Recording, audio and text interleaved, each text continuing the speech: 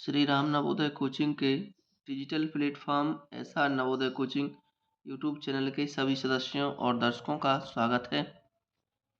आज की इस ऑनलाइन क्लास के माध्यम से हम काल की परिभाषा और उसके भेद देखेंगे।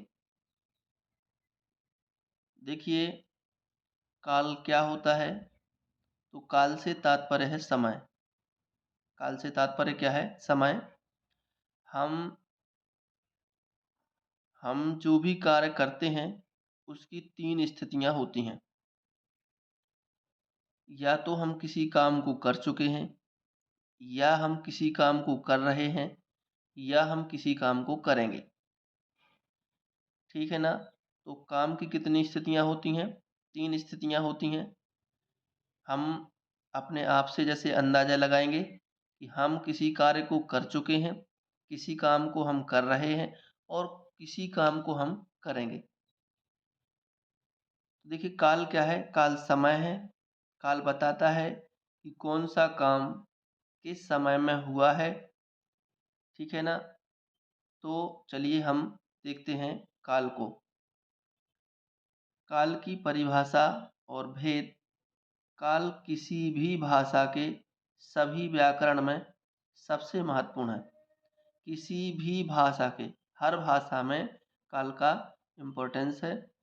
काल समय के साथ क्रिया पर पूरी तरह से निर्भर है।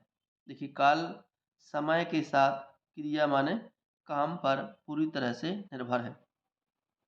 हिंदी व्याकरण में वाक्य को जोड़ने के लिए सहायक क्रिया के साथ संशोधित किया जाता है।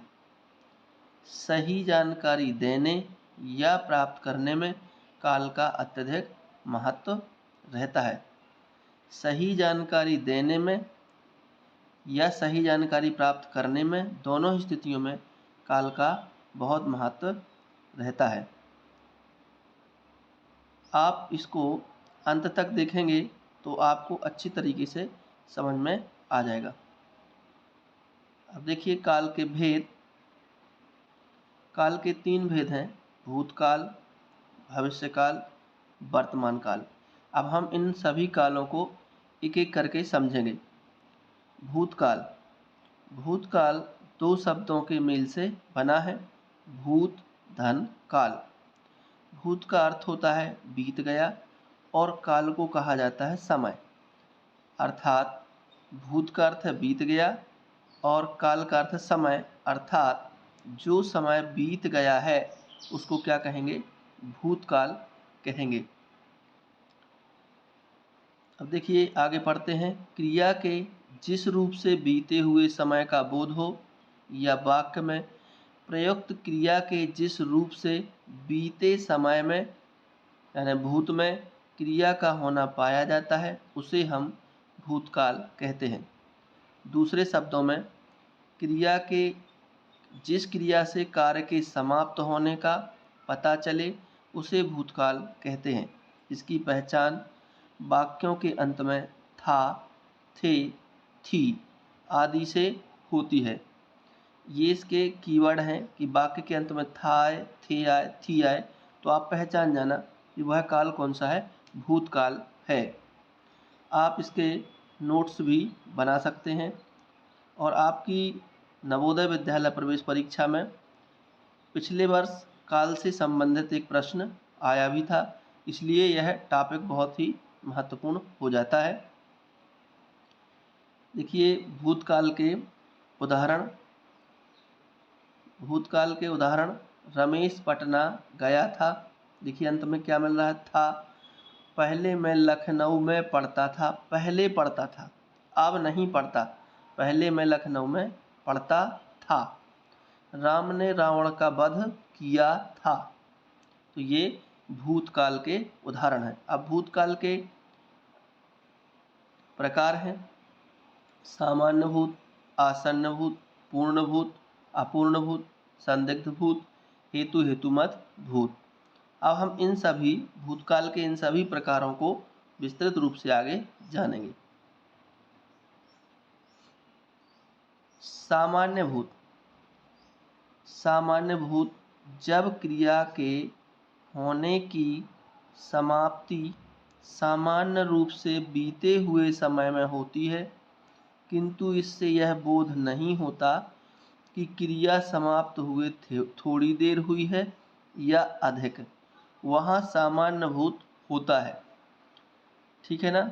इस दौरान हम यह निश्चित नहीं कर सकते कि भूतकाल में यह कार्य किस समय किया गया है। देखिए, इसका समय निश्चित नहीं होता, भूतकाल में यह कार्य किस समय किया गया है। जिन वाक्यों के अंत में आ, ई, ए, था, थी, थे आते हैं वे सामान्य भूतकाल कहलाते हैं। आप इसके नोट्स भी बना सकते हैं। देखिए, ये इसकी पहचान आई है सामान्य भूत के लिए कि जिनके अंत में आ, ई, ए, था, थी, थे। देखिए, आपको जनरली काल पहचानने के लिए आएगा कि यह कौन सा काल है, भूतकाल, वर्तमान काल, भविष्य काल। अब यदि आपके लिए उसका पर्टिकुलर कोई काल पूछने आ जाता है कि बताइए सामान्य काल है, सामान्य भूतकाल है, आसन्न भूतकाल है, किस प्रकार का भूतकाल है, तो उसके लिए आपको इसकी जानकारी डिटेल में मालूम होना चाहिए। जैसे देखिए, सामान्य भूतकाल का उदाहरण, नेताजी ने भाषण दिया। देखिए, समय निश्चित नहीं है कब दिया, बस ये लिखा नेताजी ने भाषण दिया, लास्ट में क्या आ गया, आ। अकबर ने पुस्तक पढ़ी, अकबर ने पुस्तक पढ़ी, कब पढ़ी ये क्लियर नहीं है, बस पुस्तक पढ़ी। कुसुम घर गई, कुसुम घर गई, इसका जाने का समय निश्चित नहीं है, बस ये है कि कुसुम घर गई। तो इस प्रकार के जो सेंटेंस है वो सामान्य भूतकाल के हैं। देखते हैं अगला, आसन्न भूतकाल। आसन्न का अर्थ होता है निकट। आसन्न का क्या अर्थ है, निकट। जिस क्रिया के अभी अभी या निकट के भूतकाल में पूरा होने का पता चले उसे आसन्न भूतकाल कहते हैं। यानी कोई काम भूतकाल में तो हुआ हो लेकिन अभी अभी भूतकाल में हुआ हो, उसको क्या कहेंगे, आसन्न भूतकाल कहेंगे। अर्थात क्रिया के जिस रूप से हमें यह पता चले कि क्रिया अभी कुछ समय पहले ही पूर्ण हुई है। देखिए, क्रिया अभी कुछ समय पहले ही पूर्ण हुई है, उसे आसन्न भूतकाल कहते हैं। जैसे मैंने आम खाया है, मैं अभी सोकर उठी हूँ, कमल गया है। तो आसन्न का क्या अर्थ है, निकट, यानी जो कार्य अभी अभी समाप्त हुआ हो। जैसे मैंने आम खाया है, मैंने अभी आम खाया है। देखते हैं अगला प्रकार, पूर्ण भूतकाल। पूर्ण भूतकाल तो क्रिया के जिस रूप से यह पता चलता है कि कार्य निश्चित किए गए समय से पहले ही पूरा हो चुका था, उसे पूर्ण भूतकाल कहते हैं। देखिए, पूर्ण माने पूरा, यानी कोई कार्य भूतकाल में पूरा हो चुका है तो वह पूर्ण भूतकाल होगा। यानी कार्य के पूर्ण होने के स्पष्ट बोध को, देखिए कार्य के पूर्ण होने के स्पष्ट बोध को पूर्ण भूतकाल कहते हैं। इसकी पहचान क्या है, जिन वाक्यों के अंत में था, थी, थे, चुका था, चुकी थी, चुके थे आदि आते हैं, वो पूर्ण भूतकाल कहलाते हैं। आप इनके नोट्स बना लीजिए। अब इसके उदाहरण देखिए, जैसे वरुण ने कहानी लिखी थी, राम ने खाना बनाया था। ठीक है ना। आगे देखिए अगला टाइप भूतकाल का, अपूर्ण भूतकाल। तो पूर्ण का उल्टा होगा ये, क्रिया के जिस रूप से यह पता चलता है कि कार्य भूतकाल में पूरा नहीं हुआ था अपितु नियमित रूप से जारी रहा, उसे अपूर्ण भूतकाल कहते हैं। अर्थात क्रिया के जिस रूप से कार्य के भूतकाल में शुरू होने का पता चले, यानी कार्य भूतकाल में शुरू होने का पता हो लेकिन खत्म होने का पता ना चले, ये तो और स्पष्ट हो गया, उसे अपूर्ण भूतकाल कहते हैं। अपूर्ण माने अधूरा, जो ये पता चले कि भूतकाल में शुरू तो हुआ है लेकिन समाप्त होने का पता ना चले, उसे अपूर्ण भूतकाल कहते हैं। इनके अंत में आता है रहा था, रही थी, रहे थे आदि आते हैं, वे अपूर्ण भूतकाल होते हैं। जैसे मोहन मैदान में घूम रहा था, मोहन मैदान में घूम रहा था, यानी उसने मैदान में घूमना शुरू किया था लेकिन ये पता नहीं चल रहा है कि उसने काम पूर्ण कब किया। वह हॉकी खेल रहा था, सुनील पढ़ रहा था। मुझे आशा है कि इन एग्जाम्पल्स को देखने के बाद आपको अच्छे से ये टेंस समझ में, ये काल समझ में आ गया होगा। चलिए देखते हैं भूतकाल का अगला प्रकार, संदिग्ध भूतकाल। संदिग्ध भूतकाल, भूतकाल की जिस क्रिया से कार्य होने में अनिश्चितता अथवा संदेह प्रकट हो उसे संदिग्ध भूतकाल कहते हैं। इसमें यह संदेह बना रहता है कि भूतकाल में कार्य पूरा हुआ या नहीं, क्योंकि इसका नाम संदेह भूतकाल है, संदिग्ध भूतकाल है। क्रिया के जिस रूप से अतीत में हुए या करे हुए कार्य पर संदेह प्रकट किया जाए, देखिए संदिग्ध का मतलब संदेह ही होता है, उसे संदिग्ध भूतकाल कहते हैं। जिन वाक्यों के अंत में गा, गे, गी आदि आते हैं वे संदिग्ध भूतकाल होते हैं। जैसे तू गया होगा, बस छूट गई होगी, दुकान बंद हो चुकी होगी, दुकान बंद हो चुकी होगी, और ऐसे कई सारे एग्जाम्पल हो सकते हैं। संदिग्ध भूतकाल, संदिग्ध का अर्थ क्या है? संदेह, ठीक है ना। अगला है हेतु हेतुमद भूतकाल। हेतु का अर्थ है कारण, हेतु का अर्थ है कारण। जहाँ भूतकाल में किसी कार्य के न हो सकने का वर्णन कारण के साथ दो वाक्यों में दिया गया हो, वहाँ हेतु हेतुमद भूतकाल होता है। हेतु का अर्थ क्या है? कारण, यानी यहाँ जो कार्य हुआ होगा उसके ना हो सकने या हो सकने में क्या रहेगा? कारण रहेगा। इससे यह पता चलता है कि क्रिया भूतकाल में होने वाली थी, यानी कोई काम, क्रिया मतलब काम, कोई काम भूतकाल में होना था पर किसी कारण ना हो सका, कोई कारण आ गया है, इस कारण से वो काम ना हो सका। क्रिया के जिस रूप से यह पता चले कि कार्य हो सकता था लेकिन दूसरे कार्य की वजह से हुआ नहीं, उसे हेतु हेतुमत भूतकाल कहते हैं।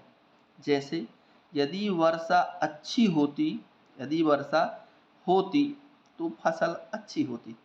देखिए फसल का अच्छा होना कौन से कारण पर डिपेंड है? वर्षा के होने पर डिपेंड है ना। इसीलिए यह हेतु हेतुमत भूतकाल का वाक्य है। यदि मैं आता तो वह चला जाता, वह कब चला जाता? यदि मैं आता तो उसके जाने का कारण कौन होता? मैं। यहाँ कोई भी काम किसी कारण के कारण नहीं हो पाता है। यदि श्याम ने पत्र लिखा होता तो यह अवस्था था, ठीक है ना। अब आपको हेतु हेतुमत ये आपको आसानी से समझ में आ गया होगा। यदि आप और अच्छे से इसको समझना चाहते हैं इसको नोट डाउन कर लीजिए। देखते हैं अगला काल। तो ये थे भूतकाल के विभिन्न उदाहरण। अगला काल है वर्तमान काल। जैसा कि इसके नाम से ही आप लोग समझ गए होंगे, वर्तमान काल यानी जो काम अभी वर्तमान में हो रहा है। क्रिया के जिस रूप से यह पता चले कि काम अभी हो रहा है, देखिए अभी हो रहा है, उसे वर्तमान काल कहते हैं। अर्थात क्रिया के जिस रूप से समय का पता चले और क्रिया के होने का वर्तमान समय में पता चले, उसे वर्तमान काल कहते हैं। इसका अर्थ होता है कि दर्शाई गई क्रिया उसी वक्त में हो रही है, यानी काम उसी समय हो रहा है जिस समय बोला जा रहा है। जैसे कि मैं इस समय आपको पढ़ा रहा हूँ तो ये काम वर्तमान में हो रहा है। जिन वाक्यों के अंत में ता है, ती है, ते है, हैं आते हैं वो वर्तमान काल कहलाता है। क्रियाओं के होने की निरंतरता को वर्तमान काल कहते हैं। अब हम वर्तमान काल को इन उदाहरण के माध्यम से और अच्छा समझ लेंगे। राम देखिए अभी अभी आया है, वर्तमान काल की बात हो गई। वर्षा हो रही है, अभी वर्षा हो रही है। मोहन पढ़ रहा है, अभी जारी है काम। पुजारी पूजा कर रहा है। ये सारे उदाहरण वर्तमान काल के हैं। अब वर्तमान काल के विभिन्न प्रकार हैं, हम उन प्रकारों को देखते हैं। वर्तमान काल के प्रकार, तो पहला है सामान्य वर्तमान काल। तो क्रिया के जिस रूप से कार्य की पूर्णता और अपूर्णता का पता न चले, सामान्य वर्तमान काल कहते हैं। सामान्य कब होता है? जब कार्य तो हो रहा हो लेकिन समय का पता न चले। अब यदि काम वर्तमान में हो रहा है और समय पता नहीं है तो वो हो जाएगा सामान्य वर्तमान काल। यदि काम हो चुका है और समय पता नहीं है तो होगा सामान्य भूतकाल। दूसरे शब्दों में, जिस क्रिया से क्रिया के सामान्य रूप का वर्तमान में होने का पता चलता है उसे सामान्य वर्तमान काल कहते हैं। जिन वाक्यों के अंत में, ये इसकी पहचान है, जिनके अंत में ताहे मिले, तीहे मिले, तेहे मिले, ताहू, तीहू, इन कीवर्ड को आप याद कर लीजिए, उसे सामान्य वर्तमान काल कहते हैं। ये आपको पूछ सकते हैं कि ये जो वाक्य दिया है ये किस काल का है। अब आपको पता है वर्तमान काल का है। अब वर्तमान काल में भी कौन से वर्तमान का है तो उसकी पहचान है ता है, ती है, ते है, ताहू, तीहू, तो वह सामान्य वर्तमान काल। जैसे गरिमा कविता लिखती है, देखिए ती है आ गया। चिड़िया आसमान में उड़ती है, देखिए ती है आ गया। तो ये सामान्य वर्तमान काल हो जाएगा। आप इनके कीवर्ड को पकड़ लीजिए तो आप आसानी से इसको लगा सकते हैं। देखते हैं वर्तमान काल का दूसरा टाइप, अपूर्ण वर्तमान काल। अपूर्ण वर्तमान काल, अपूर्ण का अर्थ होता है अधूरा। क्रिया के जिस रूप से कार्य के लगातार होने का पता चलता है, देखिए क्रिया के जिस रूप से कार्य के लगातार होने का पता चलता है, लगातार, उसे अपूर्ण वर्तमान काल कहते हैं। जिन वाक्यों के अंत में देखिए क्या आता है, रहे हैं, रही है, रहा हूँ, रहा है, अंत में रहा है, रही है, रहे हैं, रहा हूँ, ये आप कीवर्ड नोट कर लीजिए, तब आपका अपूर्ण वर्तमान काल होगा। जैसे श्याम गेंद खेल रहा है, वह घर जा रहा है, अनीता गीत गा रही है। रहा है, रही है और रहे हैं। अगला है पूर्ण वर्तमान काल। तो क्रिया के जिस, देखिए इसके नाम ही से स्पष्ट हो रहा है पूर्ण वर्तमान काल, यानी वर्तमान काल में, वर्तमान समय में कोई कार्य कैसा हो गया होगा? पूर्ण हो गया होगा। तो क्रिया के जिस रूप से कार्य के अभी पूरे होने का पता चले उसे पूर्ण वर्तमान काल कहते हैं। इसमें हमें कार्य की पूर्ण सिद्धि का पता चलता है, यानी ये काम, यहाँ पे काम पूर्ण सिद्ध हो गया है, पूरा हो गया है, लेकिन कब? बिल्कुल जस्ट अभी। जैसे मैंने फल खाए हैं, उसने गेंद खेली है, वह आया है, ठीक है ना। तो ये आप ध्यान से देख लीजिए। नेक्स्ट, संदिग्ध वर्तमान काल। आप समझ गए होंगे, संदिग्ध, संदेह। क्रिया के जिस रूप से वर्तमान काल क्रिया के होने या करने पर शक हो, संदेह हो, उसे संदिग्ध वर्तमान काल कहते हैं। अर्थात जिन वाक्यों के अंत में ता होगा, ती होगी, ते होंगे आदि आते हैं उसे संदिग्ध वर्तमान काल कहते हैं। जैसे माँ खाना बना रही होगी, वाक्य में रही होगी से खाना बनाने के कार्य को निश्चित रूप से नहीं कहा गया है, उसमें संदेह की स्थिति बनी हुई है, अतः यहाँ संदिग्ध वर्तमान काल है। अब आप समझ गए होंगे। देखिए, माँ खाना बना रही होगी, बना रही होगी, तो संदेह है कि नहीं है। तात्कालिक वर्तमान काल, देखिए तात्कालिक, तो क्रिया के जिस रूप से यह पता चलता हो कि कार्य वर्तमान में हो रहा है उसे तात्कालिक वर्तमान काल कहते हैं। कि कार्य वर्तमान में हो रहा है, इसमें बोलते समय क्रिया का व्यापार चलता रहता है। बोलते समय जिस वक्त आप बात कर रहे हैं, इसमें इसकी पूर्णता का पता नहीं चलता, क्योंकि ये कैसा है, तत्काल का है। मैं पढ़ रहा हूँ, देखिए अभी पढ़ रहा हूँ, मैं आपको पढ़ा रहा हूँ। वह जा रहा है, हम कपड़े पहन रहे हैं, इत्यादि। आगे संभाव्य वर्तमान काल। संभाव्य वर्तमान काल, संभाव्य का अर्थ होता है संभावित या जिसके होने की संभावना हो। इससे वर्तमान काल में काम के पूरे होने की संभावना होती है, उसे संभाव्य वर्तमान काल कहते हैं।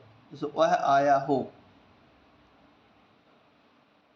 देखिए संभावना है, वह आया हो, वह लौटा हो, वह चलता हो, इत्यादि। देखें अगला वर्तमान काल का अगला प्रकार। वर्तमान काल के ये 6 प्रकार थे। अब अगला काल है भविष्य काल।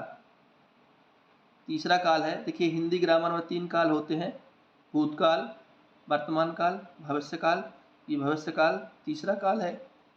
भविष्य मतलब आगे की, भविष्य जो हमको मालूम नहीं है, आने वाला। भविष्य में होने वाली क्रिया को भविष्य काल की क्रिया कहते हैं।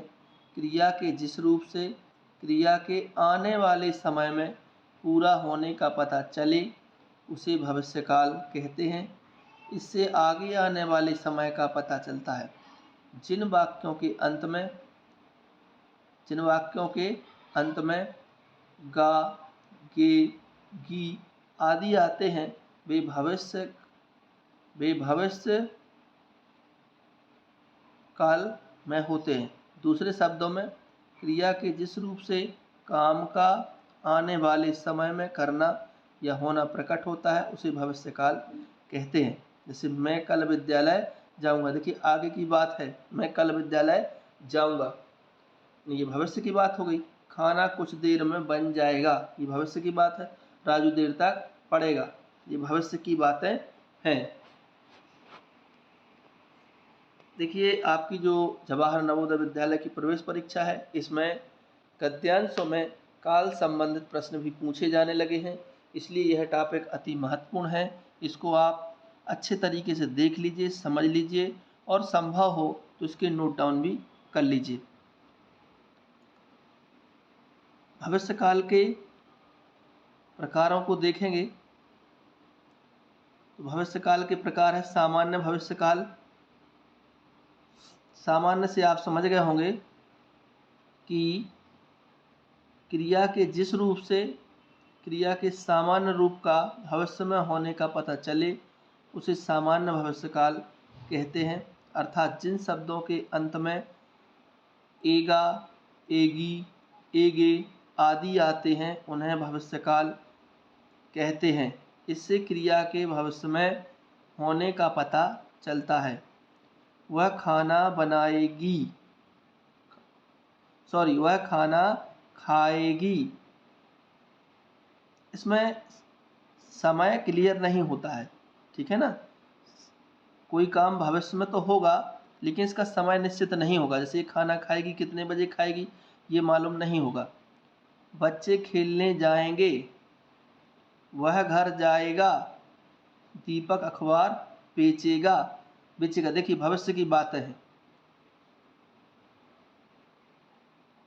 अगला प्रकार संभाव्य भविष्य काल। संभाव्य यानी संभावना। क्रिया के जिस रूप से क्रिया के जिस रूप से आगे कार्य होने या करने की संभावना का पता चले उसे संभाव्य भविष्यकाल कहते हैं। इसमें क्रियाओं का निश्चित पता नहीं चलता।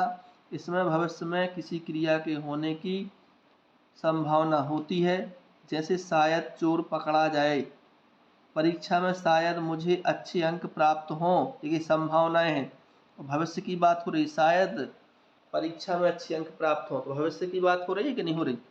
हो सकता है कि मैं कल वहां जाऊं, ये भविष्य की बातें हैं, संभावना है, ये निश्चित नहीं है। उपर्युक्त वाक्यों में क्रियाओं के भविष्य में होने की संभावना है, ये पूर्ण रूप से होंगी ऐसा निश्चित नहीं होता है, इसीलिए ये क्या है, संभावनाएं हैं। और ऐसे सेंटेंस इसीलिए कहलाते हैं संभाव्य भविष्यकाल के अंतर्गत ये आते हैं, और ये क्रियाएं संभाव्य भविष्यकाल की क्रियाएं कहलाती हैं। भविष्यकाल का अंतिम प्रकार है, देखेंगे हेतु हेतुमत भविष्यकाल। तो हेतु का क्या अर्थ होता है, कारण होता है। तो यहाँ जो भविष्य का कोई काम होगा वो किसी कारण पर डिपेंड करेगा।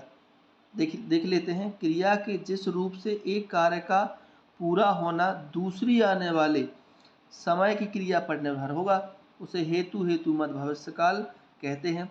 इसमें एक क्रिया का होना दूसरी क्रिया पर निर्भर होता है। यदि छुट्टियां होंगी तो मैं आगरा जाऊंगा। देखिए, यदि छुट्टियां होंगी ये कारण है, तो मैं आगरा जाऊंगा। मैं आगरा कब जाऊंगा, यदि छुट्टियां होंगी। देखिए, बात भविष्य की है, लेकिन भविष्य का कार्य कब संपन्न होगा, जब ये कारण होगा छुट्टियों का।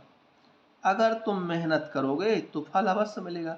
ये फल अवश्य मिलेगा, लेकिन कब, जब आप मेहनत करोगे, है ना। तो फल, मेहनत का फल मिलना किस पर निर्भर है, आपकी मेहनत करने पर निर्भर है।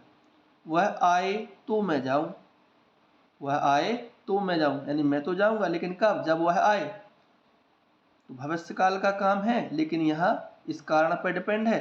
जब आपको भविष्यकाल का काम दिखे वो कारण पर डिपेंड हो, तो वहाँ आप हेतु हेतु मत भविष्यकाल लगा दीजिए। यदि हेतु हेतु मत भविष्यकाल ऑप्शन में नहीं है तो आपको केवल भविष्यकाल लगाना है। वह कमाए तो मैं खाऊं, मैं कब खाऊंगा, जब वह कमाएगा, ठीक है ना। तो ये थे आपके काल और उनके विभिन्न प्रकार। आशा है कि आपको इससे ये समझ में आ गया होगा। यदि कहीं कोई प्रॉब्लम है तो आप कमेंट कीजिए, हम आपकी समस्या का समाधान करेंगे, रिप्लाई ज़रूर करेंगे। और आप इसको बार बार देखिए, अच्छे से समझिए, और यदि ये आपकी परीक्षा में आए तो इस टॉपिक का नंबर आपका नहीं कटना चाहिए, ये आपको मिलना ही चाहिए। अब आपकी परीक्षा में गद्यांशों में काल पूछे जाने लगे हैं, इसलिए यह टॉपिक अति महत्वपूर्ण हो गया है। आप देखिए, अच्छे से समझिए और अपने अंक प्राप्त कीजिए, अच्छे अंक प्राप्त कीजिए, ऐसी मेरी शुभकामनाएं हैं। आप सभी का चयन हो। बहुत बहुत धन्यवाद।